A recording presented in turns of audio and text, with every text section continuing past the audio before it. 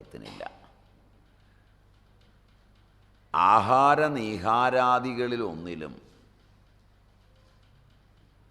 മനസ്സിൻ്റെ സങ്കല്പാത്മകങ്ങളായ തലങ്ങളിലൊന്നിലും താൻ ഭാരം വഹിച്ചിട്ടാണ് ഇതനുഭവിക്കുന്നത് എന്ന് തോന്നലില്ല. നമുക്കാകട്ടെ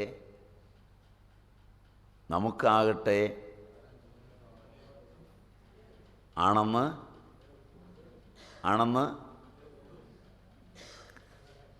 തോന്നലുണ്ട്. ഭാരം ചുമക്കുന്നത് കാളകളാണ്. നമ്മളുടെ ചുമലിൽ ഈ ഭാരമെല്ലാം ചുമക്കുന്നത് കൊണ്ടാണ് ഈ ലോകം നിലനിൽക്കുന്നത് എന്ന ബോധം നമുക്കെല്ലാം ഉണ്ട്. ഓരോ തലങ്ങളിൽ. ഇതാണ് അടുത്ത പക്ഷം. 3-4 പക്ഷങ്ങളിൽ പറയുകയാണ്. ഇതിലൊരു പക്ഷം നിങ്ങളുടെ പുസ്തകത്തിൽ കാണും, ബാക്കി കാണില്ല. ഏതെങ്കിലും ഒരു പക്ഷം മാത്രം അതിൽ കാണും എന്നാണ് എനിക്ക് തോന്നുന്നത്. ശരിയല്ല? അത് നമുക്കെല്ലാം, ജന്തുക്കളിലെല്ലാം കാണും. അത് നോക്കിയാൽ കാണാം. ആരെങ്കിലും വന്നാൽ കുരച്ചിട്ടാണ്, ആരെയെങ്കിലുമൊക്കെ ഓടിച്ചിട്ട് പിടിച്ചിട്ടാണ്, ഒക്കെ തനിക്ക് നല്ല മാംസവും മുട്ടയൊക്കെ കിട്ടുന്നതെന്ന് അൽസേഷൻ വിചാരിക്കാറുണ്ട്. അവൻ്റെ തലത്തിലാണ് വീടൊക്കെ ഇങ്ങനെ ഇരിക്കുന്നത്. ഇപ്പം കള്ളം കയറാതൊക്കെ സൂക്ഷിക്കുന്നതൊക്കെ തൻ്റെ കർത്തവ്യകർമ്മത്തിലാണ് എന്ന് ആ നായും അഭിമാനിച്ചാണ് ഇരിക്കുന്നത്. ശരിയല്ല? അതുമുതൽ അഭിമാനത്തെപ്പറ്റി നോക്കിയാൽ മതി.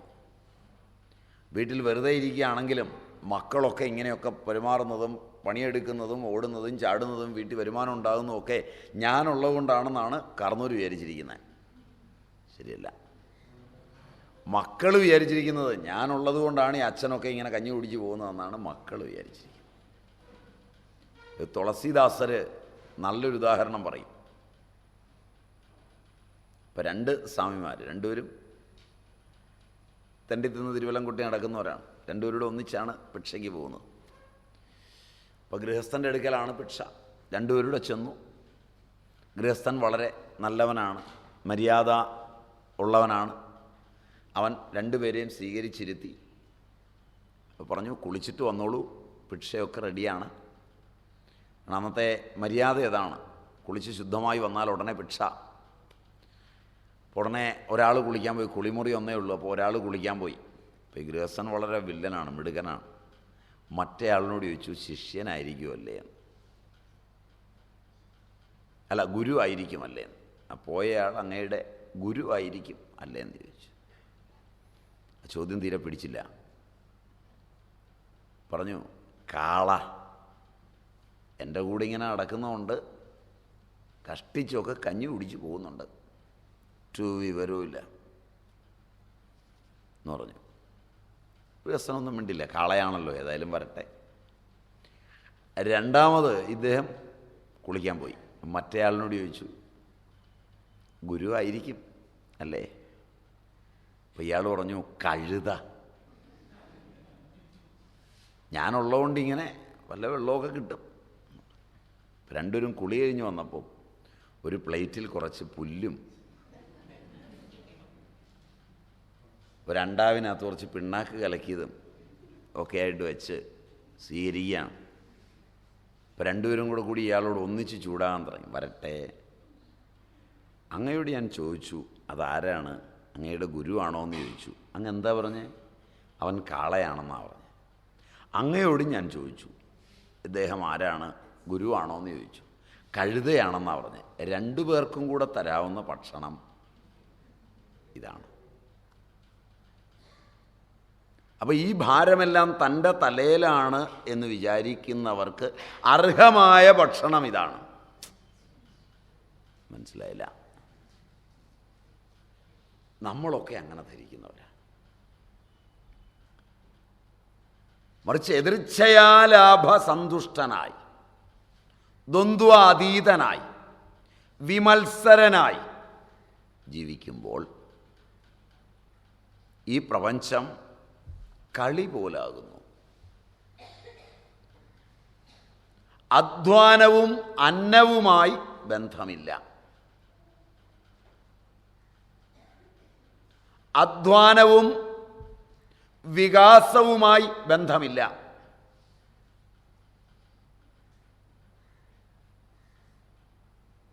അങ്ങനെ ഉണ്ടെന്നാണ്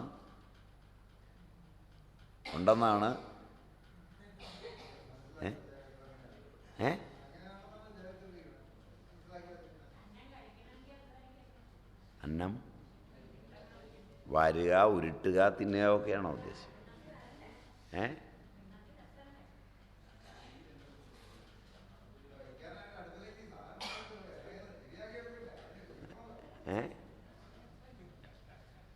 ആ ചോദ്യത്തിൻ്റെ പിന്നാമ്പുറങ്ങളെല്ലാം നോക്കിയിട്ടുണ്ടോ?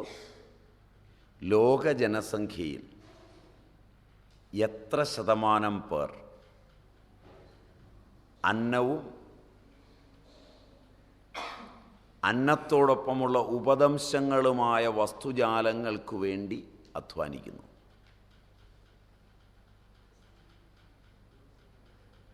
ചോദ്യം മനസ്സിലായല്ലോ. ഒരറ്റത്തുനിന്ന് പതുക്കെ തുടങ്ങാം, പതുക്കെ മെല്ലെ തുടങ്ങാം. മനസ്സിലായില്ല എന്ന് നിങ്ങൾക്ക് ഞാൻ പറഞ്ഞത് മനസ്സിലായില്ല എന്ന് എനിക്ക് തോന്നുന്നതുകൊണ്ടാണ് ഞാൻ വിശദീകരിക്കാമെന്നിരിക്കുന്നത്. മനസ്സിലായില്ലെന്ന് എനിക്ക് വിചാരിക്കാവോ?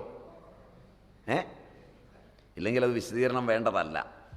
എങ്കിലും മനസ്സിലായില്ലെങ്കിൽ എത്ര ശതമാനം പേർ, നിങ്ങൾ ഇത്രയും പേരും ഞാനും ചേർന്ന് 100 പേരുണ്ടെന്ന് സങ്കല്പിക്കുക. അത്ര ഉണ്ടാവുന്നതായിരിക്കും അല്ലേ? അത്ര ഉണ്ടോ? ഇല്ല. അത്രയുണ്ടോ? 100 മുകളിലുണ്ടോ? 100 കൂട്ടാം. കുറച്ച് കൂട്ടിയാൽ മതി. ഒരു 100 പേരുണ്ടെന്ന് കൂട്ടുക. ഈ 100 പേരിൽ തനിക്കു വേണ്ടിയോ ലോകർക്കു വേണ്ടിയോ ആഹാരം എന്ന നിലയിലുള്ള വസ്തുജാലങ്ങൾ ഉൽപ്പാദിപ്പിക്കുവാൻ അധ്വാനിക്കുന്നവരൊന്ന് കൈവക്കാൻ പറഞ്ഞാൽ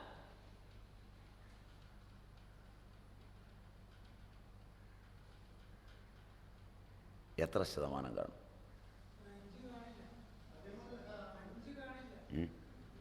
എൻ്റെ വിശ്വാസത്തിൽ 98-99% കാണും. കാരണം അധ്വാനിക്കുന്നവരവരാണ്. എന്നാൽ അധ്വാനിക്കാത്തവരാണ് ഇത് ഉൽപ്പാദിപ്പിക്കുന്നത്. മനസ്സിലായില്ല?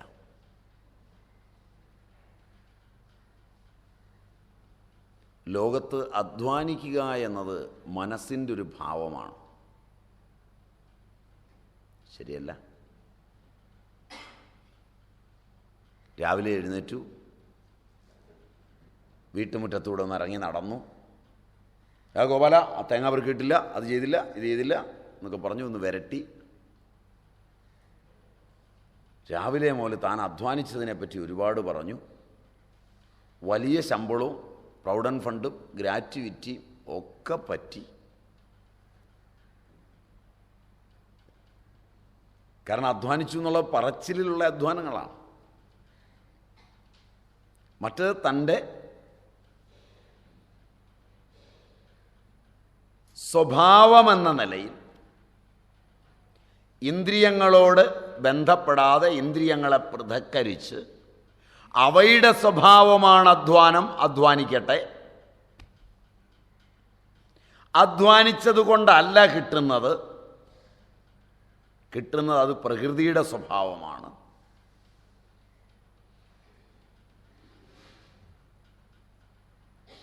ഇങ്ങനെ വിചാരിച്ച് ചെയ്യുന്ന ചുരുക്കം ആളുകളിൽ നിന്നാണ് ഉൽപാദന പ്രക്രിയ മുഴുവൻ ഉണ്ടാകുന്നത്.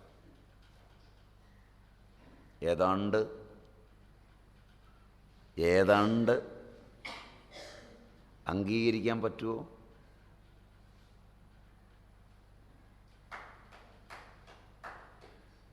ശരിയാണ്. മുഴുവൻ ലോകത്തിലെ സാധന സാമഗ്രികൾ ഒരു രാജ്യത്തെയും മാറ്റി നിർത്താതെ ഇതാണ് സത്യം. അങ്ങനെ വരുന്ന വസ്തു ഏത് അന്നമായിരുന്നാലും ആശ്രയമില്ലാത്തതുകൊണ്ട് ആരോഗ്യത്തെയും തരുന്നു. അതേ വസ്തു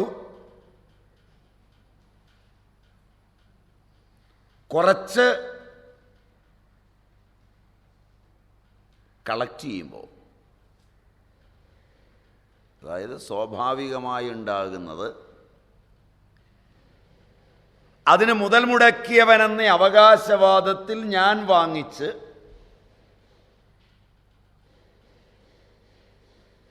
ഞാനതിനെ വിക്രയം ചെയ്യുന്നതിൻ്റെ ഒരു ഭാഗം ഭരണരംഗത്തേക്ക് ചേർത്ത് 100 കണക്കുകൾ എഴുതി 100 സ്ഥലത്ത് സൂക്ഷിച്ചു വെച്ച്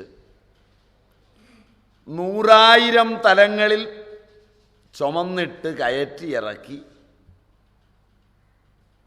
ഒരു പറ്റം ആളുകൾക്ക് വിളിച്ചു കൊടുക്കുമ്പോൾ അന്നം പോഷിപ്പിക്കുന്നതിനേക്കാൾ രോഗത്തെ ഉണ്ടാക്കുന്നു. സമ്മതമാണോ? സമ്മതമാണോ? രണ്ടാമത്തത് കുറച്ചുകൂടെ കട്ടിയാ. ആദ്യത്തത് സഹിക്കാൻ പറ്റിയേക്കും. അവിടെ അധ്വാനിച്ചു എന്ന് അവകാശപ്പെടുന്ന ഒരുവൻ്റെ മനസ്സുണ്ട്. അതിനകത്ത്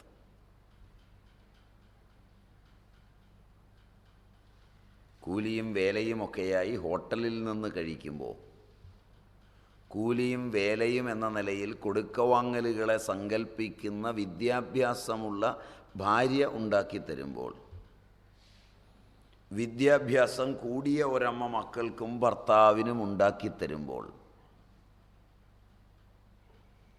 ആ അന്നം രോഗത്തെ തരുമ്പോൾ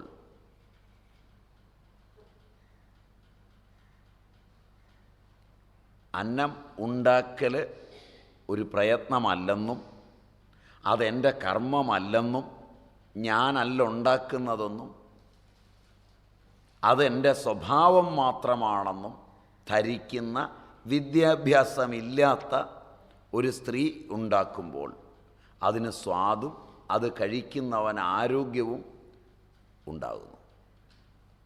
ഇനിയും ശരിയല്ല.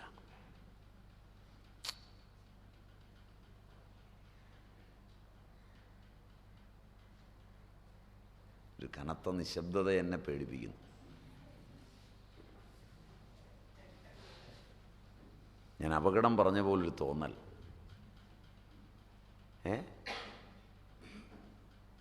ശരിയല്ല. പതുക്കെയാണ് പറഞ്ഞത്. ബാക്കിയുള്ളവർക്ക് സമ്മതമാവില്ല എന്ന് ഓർത്താണെന്ന് തോന്നുന്നു.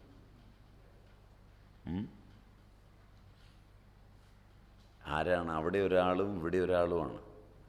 പ്ലേറ്റിലേക്ക് അധ്വാനിക്കാതെയാണ് വരുന്നത്.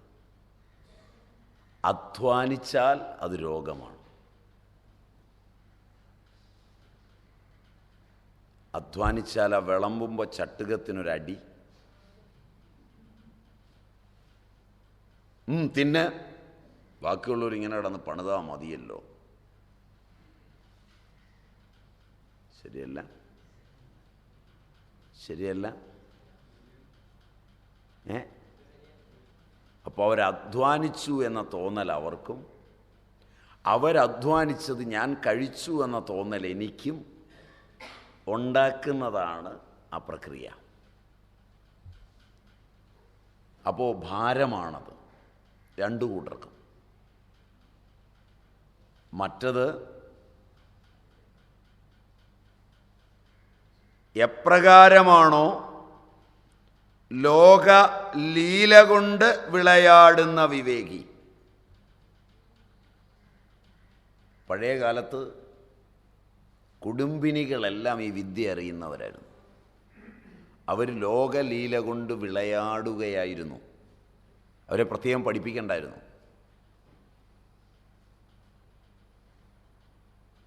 താൻ പ്രസവിച്ച കുഞ്ഞ് അതിനൊരു അസുഖം വന്നാൽ ഇന്നത്തെ ഒരമ്മ കാണിക്കുന്ന ആക്രാന്തമൊന്നും അന്നത്തെ അമ്മ കാണിക്കില്ല. ഇന്ന് കുഞ്ഞിനെ ഇവർ ആക്രാന്തം കാണിച്ച് മൃത്യുവിലേക്ക് കൊണ്ടുപോകും. ശരിയല്ല. ഇതൊക്കെ എൻ്റെ ചുമതലയാണ്, എൻ്റെ ഭാരമാണ്, ഞാനാണ് ചെയ്യുന്നതെന്നൊക്കെ ഭാവിക്കുകയും കുഞ്ഞ് പഠിക്കുന്നതിനേക്കാൾ ഞാൻ പഠിക്കുന്നുവെന്നൊക്കെ വിചാരിക്കുകയും പഠിപ്പിക്കുകയും ഒക്കെ ചെയ്ത് ഒരു പരുവത്തിലെത്തിക്കുമ്പോൾ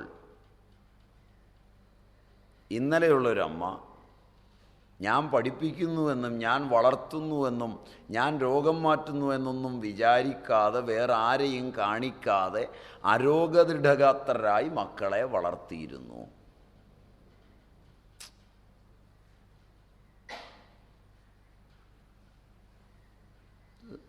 ഞാൻ പറയുന്ന കുറച്ച്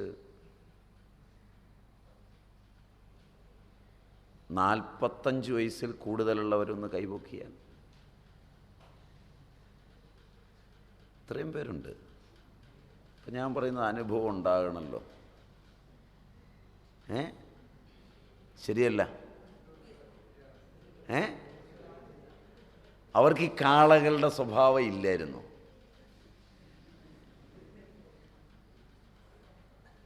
ശരിയല്ല? അത് വെറുതെ ഒന്ന് ഭാവിച്ചാൽ, വെറുതെ സാധാ പോലൊന്ന് ഭാവിച്ചാൽ,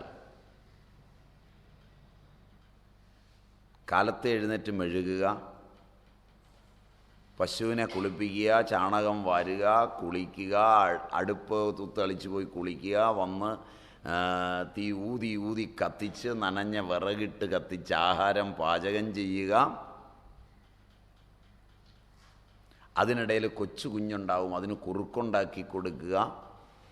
സ്കൂളിൽ പോകുന്ന കുഞ്ഞുണ്ടാവും, അതിന് പ്രത്യേക ആഹാരം ഉണ്ടാക്കി കഴിപ്പിച്ച് അതിന് സ്കൂളിൽ കൊണ്ടുപോകാനുള്ള ആഹാരം ഉണ്ടാക്കി, സ്കൂളിൽ കൂട്ടുകാർ മോഷ്ടിക്കുന്നുണ്ടെങ്കിൽ അതിനുള്ള ആഹാരം മുകളിലും അതല്ലാത്തതിന് കഴിക്കാനുള്ളത് താഴെയും വെച്ച് കൊടുക്കുക.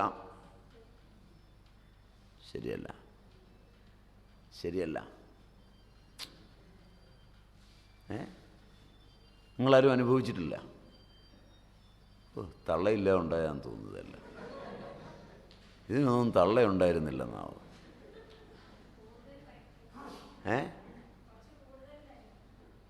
അങ്ങനെയൊക്കെ വെച്ച് വിടുമല്ലേ? നടുക്കൊരു അമുക്കൂട് അമുക്കിയിട്ട് കൊടുത്തു വിടും. ആട്ടെ, നിങ്ങൾ സ്കൂളിൽ പോയി പഠിച്ചതാ, നിങ്ങളുടെ തള്ള ഇങ്ങനെയാണ് തന്നു വിട്ട്, നിങ്ങളുടെ തള്ള ഇങ്ങനെ തന്നു വിട്ടിട്ട് നിങ്ങൾ പോയി പഠിച്ചിട്ട് നിങ്ങളുടെ കുഞ്ഞിന് ഇന്ന് വിദ്യാഭ്യാസമുള്ള നിങ്ങളുടെ ഭാരത്തിലാണ് ഇതൊക്കെ നടക്കുന്നത് വെച്ചാൽ കുഞ്ഞെ അവിടെ നിന്ന് 2 മിസ് മേരി ബിസ്ക്കറ്റ് വാങ്ങിച്ച് കഴിച്ചു, ഇല്ലെങ്കിൽ നൂഡിൽ കൊണ്ടുപോക്കൂ. ശരിയല്ല? ശരിയല്ല? ക്യാൻറ്റീനില്ലേ, പൈസ പോരെ, ഇനിയിപ്പോൾ രാവിലെ ഞാൻ ഉണ്ടാക്കണോ? ഇന്ന് എഴുന്നേക്കാൻ എനിക്ക് നേരെയില്ല, പോയി വേണമെങ്കിൽ ആ പെട്ടിക്കടയിൽ നിന്ന് മേടിച്ചുകൊണ്ടുവന്ന് പാത്രത്തിലിട്ട് കൊണ്ടുപോകും. ശരിയല്ല? ഇങ്ങനെ കൊടുത്തു വിട്ടിട്ടും ഇതൊക്കെ ഞാൻ ചെയ്യുന്നു എന്നുള്ളൊരു ഭാരവും കഷ്ടപ്പാടിൻ്റെ ഒരു ചുമടും.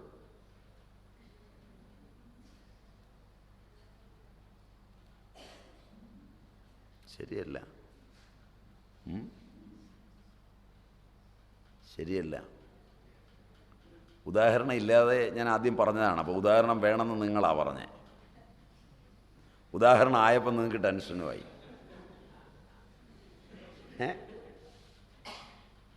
ഉദാഹരണം ആയപ്പോൾ ടെൻഷനുമായി. ഞാൻ പരമാവധി ഇത് ഉദാഹരണം ഇല്ലാതെ പഠിപ്പിക്കാനായി ഇത്തവണ നോക്കിയിട്ടുള്ളത്. ഉദാഹരണം ഇഷ്ടം പോലെ ഉണ്ടാവും. ഉദാഹരണം ഒരെണ്ണേ ഞാൻ പറഞ്ഞുള്ളൂ. ഒന്നുകിൽ ചിലർ നിശബ്ദരായി, അല്ലെങ്കിൽ ചിലർ അസ്വസ്ഥരായി. ശരിയല്ല? ശരിയാണ്. ഇനി രണ്ടാം ഭാഗം നോക്കുക. ഈ കൊച്ചു കുഞ്ഞിന് വേറെ ആഹാരം കൊണ്ട് നടന്ന് കൊടുക്കുകയാണ്. വീട്ടുമുറ്റത്തൂടെ കൊണ്ടുപോയി, അന്ന് നഴ്സറി ഒന്നുമില്ല, അന്ന് LKG UKG ഒന്നുമില്ല.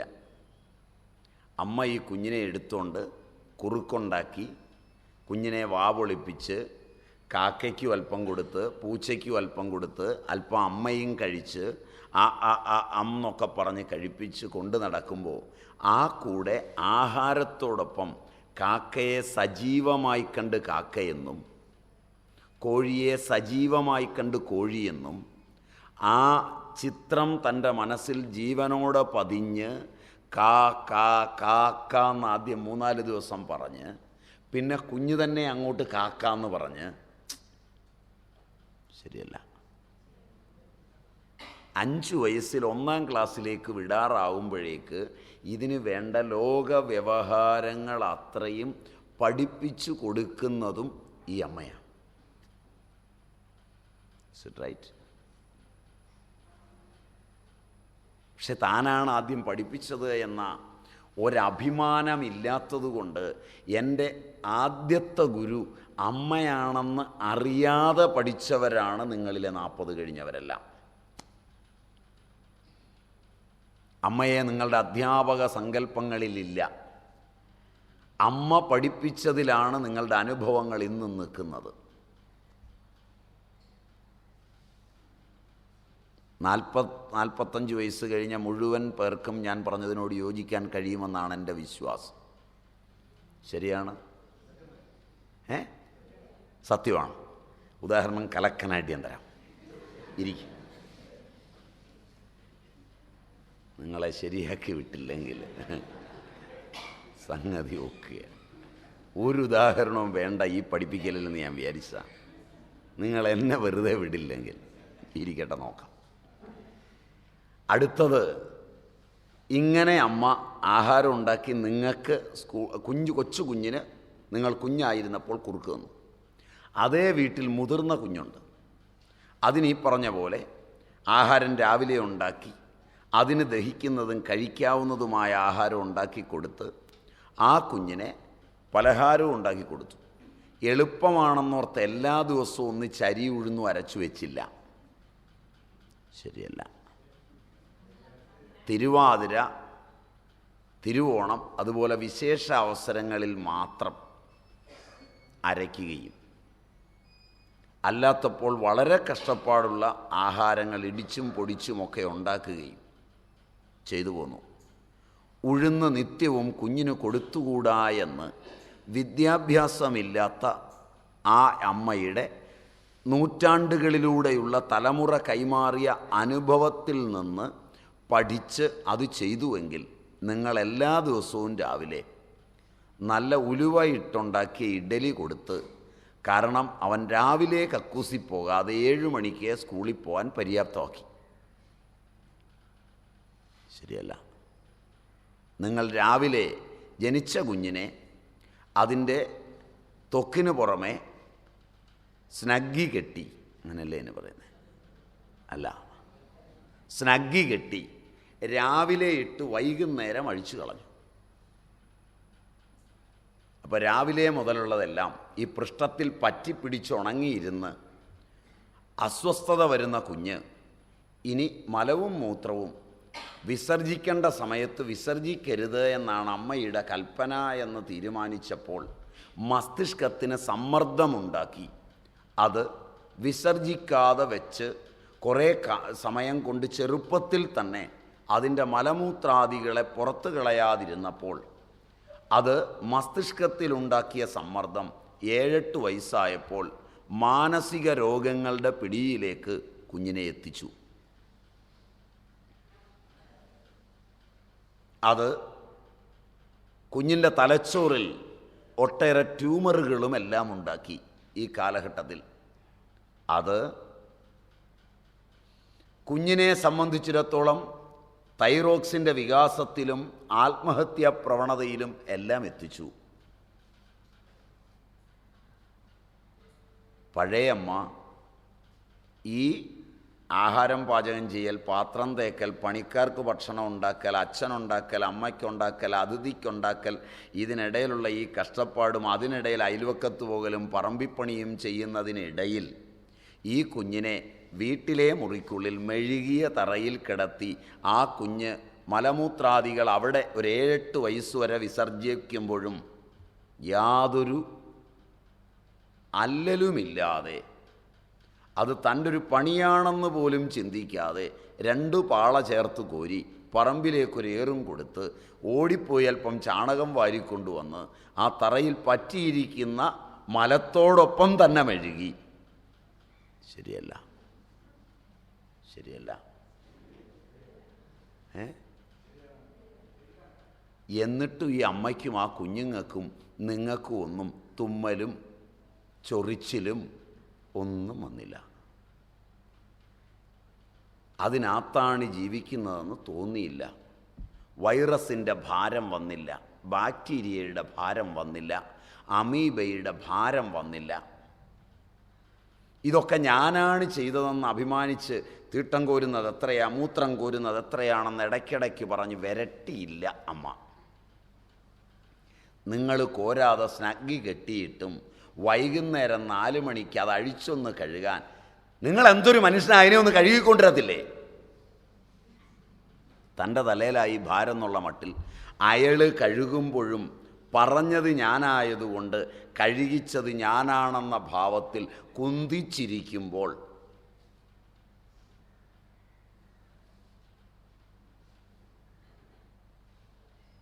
ചോദിക്കണ്ടായിരുന്നു അല്ലേ? ആ, ചോദിക്കാം, കുഴപ്പമില്ല. അതെ, അപ്പോൾ അതിനാ ചോദിച്ചേ. കൂടെ മകളെയും മരുമകളെയും ഒക്കെ കൊണ്ടുവന്നിട്ടുണ്ടല്ലേ, നെഞ്ചിലോട്ട് കയറിക്കോട്ടെന്ന്. കൊള്ളാം, കൊള്ളാം, മനസ്സിലിരിപ്പ് കൊള്ളാം. ഇന്ന് വീട്ടിൽ കലഹം ഉണ്ടാവും.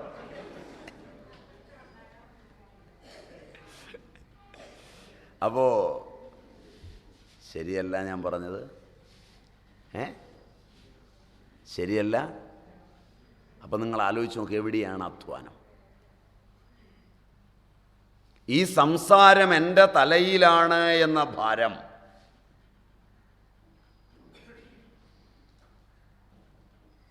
അതിൻ്റെ കർമ്മബന്ധാവിലോ സങ്കല്പബന്ധാവിലോ?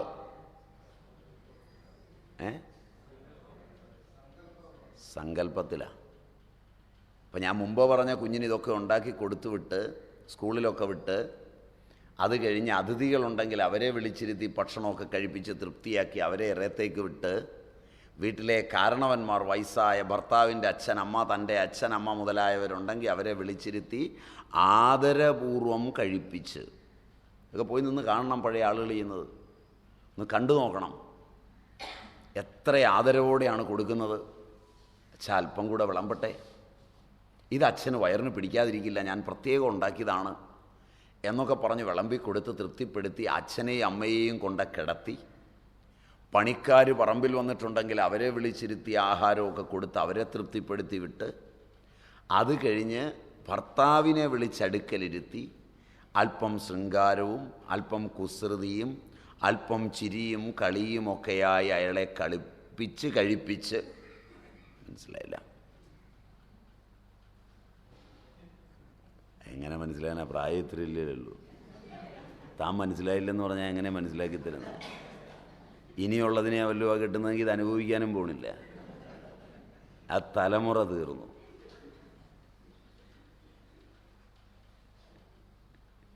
ഞാൻ മനസ്സിലായെന്ന് ചോദിച്ചപ്പോൾ പറയാം 15-16 വയസ്സേ ആയിട്ടുള്ളൂ.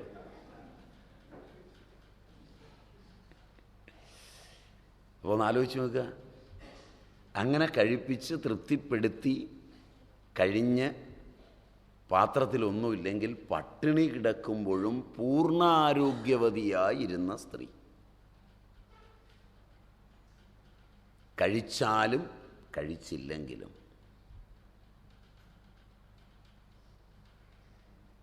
ഇതെല്ലാം ചെയ്യുമ്പോഴും ലീലയാ.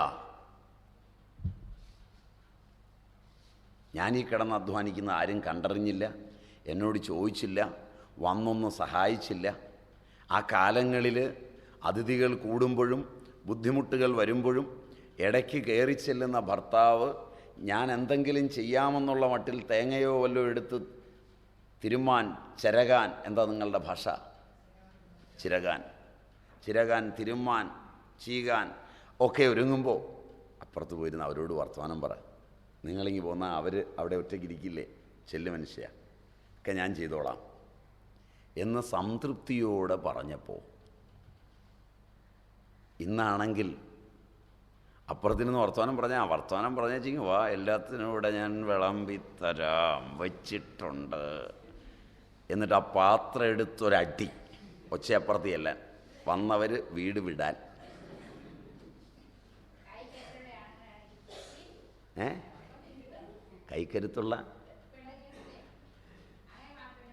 കൈക്കരുത്തുള്ള പെണ്ണുങ്ങളാണ് 2 എണ്ണവും കൂടെ കൊടുക്കും.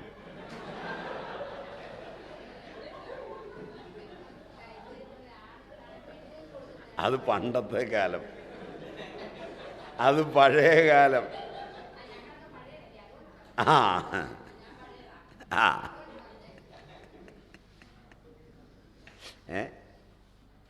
നമ്മുടെ വിഷയത്തിൽ നിന്ന് നിങ്ങൾക്ക് ഉദാഹരണം കൊണ്ട് ഇത് പറഞ്ഞു തരേണ്ടി വന്നപ്പോൾ ഞാൻ കുറച്ച് ദൂരം പോകേണ്ടി വന്നു. അല്പം കൂടെ തീർത്ത് ആ അടി പൂർത്തിയാക്കി ഞാനിങ്ങ് തിരിച്ചു വരാം, ഇല്ലെങ്കിൽ എനിക്കൊരു മനസമാനക്കുറവുണ്ട്. അതിൻ്റെ ക്ലൈമാക്സിൽ തീർത്ത് ഞാൻ തിരിച്ചു വരാം. അന്ന് ഈ ഒറ്റയ്ക്ക് കൊടുത്തപ്പോൾ എല്ലാവരും ആ അമ്മയുടെ, ഭാര്യയുടെ, മകളുടെ, മരുമകളുടെ സ്നേഹമെന്ന ഭാവത്തെ അവരവരുടെ ലോകങ്ങളിൽ അനുഭവിക്കുകയും ഏകയായ അവൾ ലീലയാ ഇത് മുഴുവൻ ആടുകയും ചെയ്ത കാലങ്ങളിൽ ഒരു ഭാരവും തൻ്റെ തലയിലാണെന്ന് ഭാവിക്കാത്ത ആനന്ദത്തിൻ്റെ തലങ്ങളിൽ ഒരു ലോകം. വെള്ളം അടുപ്പിന് മുകളിൽ വരെ എത്താൻ വിറകില്ല, gas, mixie, grinder, washing machine എല്ലാം സർവസംഭാരങ്ങളോട് കൂടിയിട്ടും അതിലൊക്കെ അരയ്ക്കാൻ താമസമാണെന്ന് കണ്ട് ഇഡലിപ്പൊടിയും ചട്നിപ്പൊടിയും ദോശപ്പൊടിയും ഒക്കെ വാങ്ങിക്കുന്നവരും കുറച്ചുകൂടെ കിടന്ന് ഇഡലിയും ദോശയൊക്കെ ഒരു കൊല്ലത്തേക്ക് വാങ്ങിച്ച് ഫ്രീസറിൽ വെച്ച് ചൂടാക്കി എടുക്കുന്നവരും. മനസ്സിലായില്ല? ഇത്രയൊക്കെ എടുത്തിട്ടും വിദ്യാഭ്യാസം വളരെ ഉണ്ടായിട്ടും പ്രായമായ കാർന്നോരെയും അച്ഛനെയും മധ്യവയസ്സിലെത്തിയ ഭർത്താവിനെയും കുട്ടികളെയും ഒരുമിച്ചൊരു മേശയ്ക്ക് ചുറ്റുമിരുത്തി ഭക്ഷണം കൊടുക്കുമ്പോൾ തലേ ദിവസം താൻ പറഞ്ഞ തരം ഒരു സാരി വാങ്ങിക്കൊണ്ടുവന്നില്ലെങ്കിൽ ഇന്നലെ വരെ സ്നേഹാതിരേകത്തോടെ വിളമ്പിക്കൊടുത്ത ഭാര്യ ഇപ്പുറത്ത് കുഞ്ഞിൻ്റെ അടുക്കൽ നിന്ന് വീണ്ടും വീണ്ടും വിളമ്പിക്കൊടുക്കുകയും മക്കൾ കഴിക്ക്, വളർന്നിട്ട് വേണം ഒരു സാരി വാങ്ങാൻ എന്ന് കുത്തുവാക്ക് പറയുകയും അപ്പോൾ വേദനയോടെ ഇരുന്ന് വിഷം കഴിക്കുന്നത് പോലെ മനസ്സിൽ സങ്കല്പത്തിൽ വിഷമെന്ന പോലെ കഴിക്കുന്ന വസ്തു ദഹിക്കാതെ വിഷമായി തീർന്നവൻ രോഗിയാകുമ്പോൾ നാട്ടുകാരെ ബോധ്യപ്പെടുത്താൻ അയൽവക്കക്കാരനെയും വിളിച്ച് വണ്ടിയും കൊണ്ട് ആശുപത്രിയിൽ പോവുകയും എന്നാലും മതിയായില്ലേ, ഇപ്പോൾ ഒരരുക്കായില്ലേ എന്നിടയ്ക്കിടയ്ക്ക് കുത്തുവാക്കുകളിലൂടെ ചോദിച്ച് തെക്കുവറത്തെ കുഴിയിലേക്ക് താഴ്ത്തുകയും ശരിയല്ല.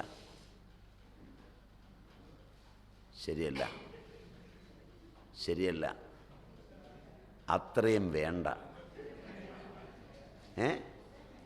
അത്രയും വേണ്ട, അല്പം കൂടെ ആവാം. ഞാൻ പറഞ്ഞത് കടന്നുപോയി.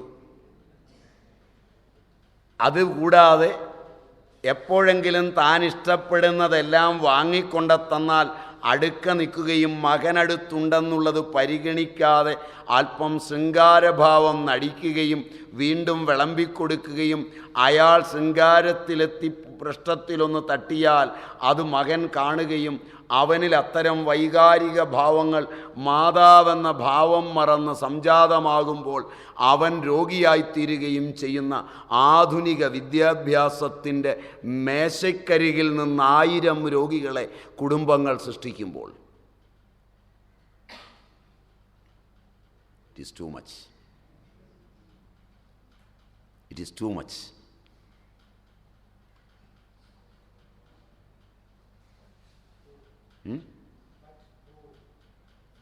തനിക്ക് മാത്രമേ തോന്നിയുള്ളൂ.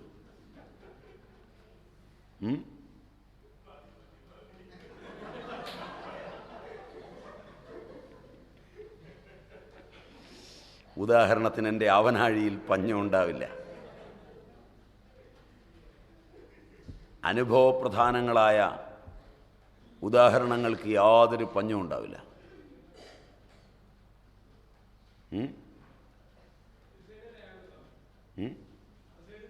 ഞാൻ 2 സൈഡും പറഞ്ഞു, നിങ്ങൾ കേൾക്കാത്തതുകൊണ്ടാണ്. ആ പുറകിൽ തട്ടുമ്പോൾ മകൻ രോഗിയാകുന്നത് പറഞ്ഞത് കേട്ടില്ല. അത്രേ അയാൾക്ക് പങ്കുള്ളൂ ആ മേശയ്ക്കെടുക്കൽ. മാത്രമല്ല, അയാൾ തലേദിവസം മേടിച്ചുകൊണ്ട് വരാത്തത് കൊണ്ടാണ് എന്ന് പറഞ്ഞപ്പോൾ അയാളുടെ പങ്കും ചെറുതല്ല. മനസ്സിലായില്ല? നിങ്ങളുടെ ഊൺമേശകൾ രോഗഗ്രസ്തമായ കുടുംബജീവിതത്തിൻ്റെയും വ്യക്തിജീവിതത്തിൻ്റെയും ആതുരത്വത്തിലേക്ക് മാനവനെ നയിക്കുന്നതിൻ്റെയും പ്രത്യക്ഷ ദൃഷ്ടാന്ത കേന്ദ്രങ്ങളാണ്. ഇതിന് കാശ് കൊടുത്ത് മരുന്ന് മേടിച്ചാൽ പോരാ.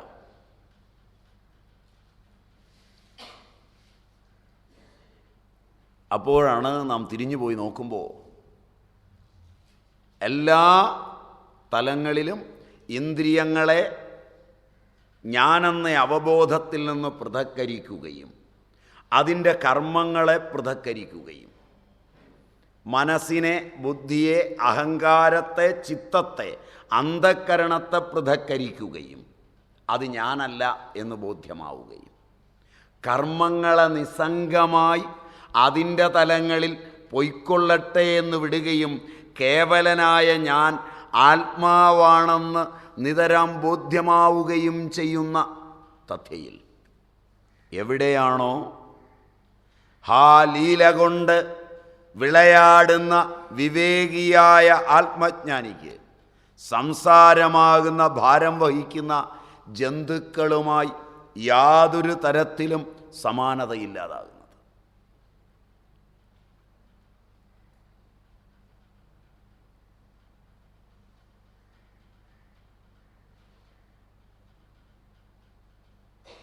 പഴയ നാട്ടുംപുറത്തുകാരനായ ഒരു വൈദ്യൻ്റെ അടുക്കൽ ചെന്ന് ഒരു രോഗിയെ കൊണ്ടുവന്നാൽ ഞാൻ ചികിത്സിക്കുകയാണ് എന്ന് അയാൾക്ക് തോന്നിയിരുന്നില്ല.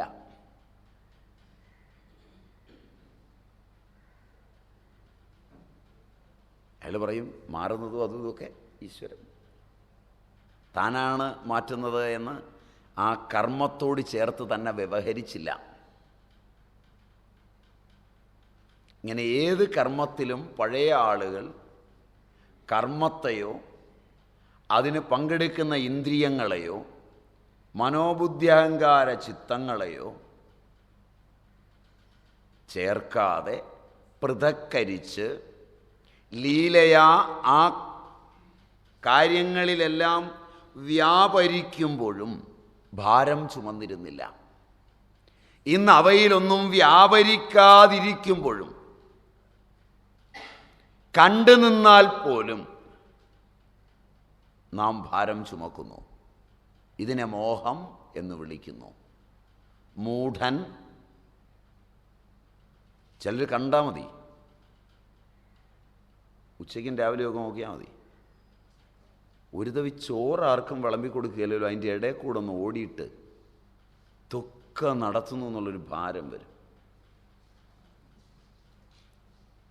ഒരു അല്പം ചോറ് വേണമല്ലോ എന്ന് എടുത്തോളൂ, ചോറ് കണ്ടിട്ടില്ല. ഇവിടെ കുറവാണെന്ന് തോന്നുന്നു, സംഘാടകരില്ലെന്ന് തോന്നുന്നു. സദ്യയിലൊക്കെ ഇത് ഭയങ്കരമാണ്. സദ്യയിലൊക്കെ ഇത് ഭയങ്കരമാണ്. അവിടെ സാമ്പാർ, ഇവിടെ ഇവിടെ ഇവിടെ ഉപ്പേരി ഉപ്പേരി ഉപ്പേരി, ഇവൻ്റെ തലയിൽ അവിടെ നിന്നായിരിക്കും. കണ്ടിട്ടില്ല? കണ്ടിട്ടില്ല?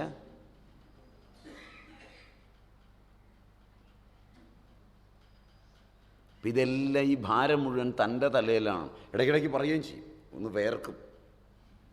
കാരണം മനസ്സിൽ ഇവൻ്റെ തലയിലാണ്. അപ്പോൾ ഇടയ്ക്ക് വേർത്ത് കുളിച്ച്, മറ്റേ വിളമ്പുന്നവൻ വേർത്തിട്ടില്ല. നിങ്ങൾക്കിതൊന്നും അനുഭവമില്ല എന്ന് തോന്നുന്നു.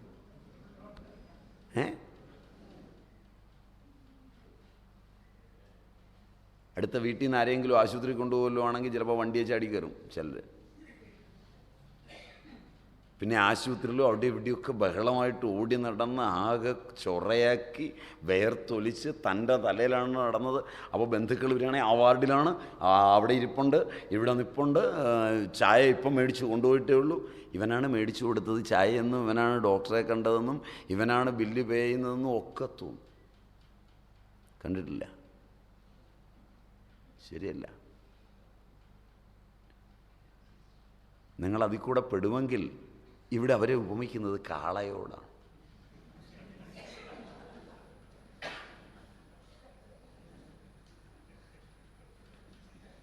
ഇപ്പം കാള മതിയെന്ന് തോന്നുന്നുണ്ടല്ലേ?